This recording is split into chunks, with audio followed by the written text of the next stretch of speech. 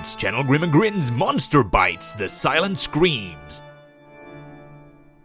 This episode, The Phantom of the Opera. Like adaptations of Dracula, there are seemingly countless versions of The Phantom of the Opera. However, if I was to have to choose a favorite, it would come down to two. Andrew Lloyd Webber's one, for the music, obviously, and 1925's The Phantom of the Opera for basically everything else.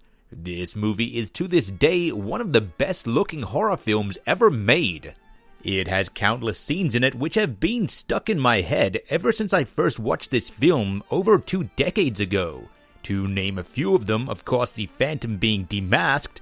That is, by the way, once again the great Lon Chaney there doing his own makeup and earning his title of the Man with 1,000 Faces. And then to name a few more of the great visual scenes, the Mask of the Red Death Masquerade Ball, which in some versions is actually colorized. For some reason this one I was working with today it isn't, but in most versions these days it is colorized. And my absolute favorite visual scene in the entire movie, the Phantom hanging off of a statue, staring down angrily at the woman he loves, who is with the man she loves. Whenever I think of the Phantom of the Opera, this is the scene that comes to my mind. He's like a living gargoyle, and the anger portrayed on his face shows why Lon Chaney is the first horror icon.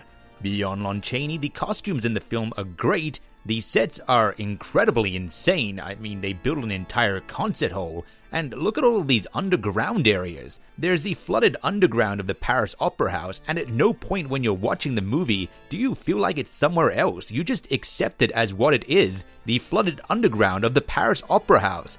Also, as a side note, I always chuckle at the end of the movie when the Phantom's being chased down by the angry mob, and he pretends to have a hand grenade or something to scare the crowd off for a second, then reveals that it's nothing, like a clown who's played a trick, kinda just shrugs, and then gets mobbed. The only negative in the entire film is that there's no Andrew Lloyd Webber music, but if you can look past that, you can appreciate it as one of the best movies ever made. And so The Phantom of the Opera from 1925. If you want a visual treat and to be awed by classic sets and costumes, definitely check it out.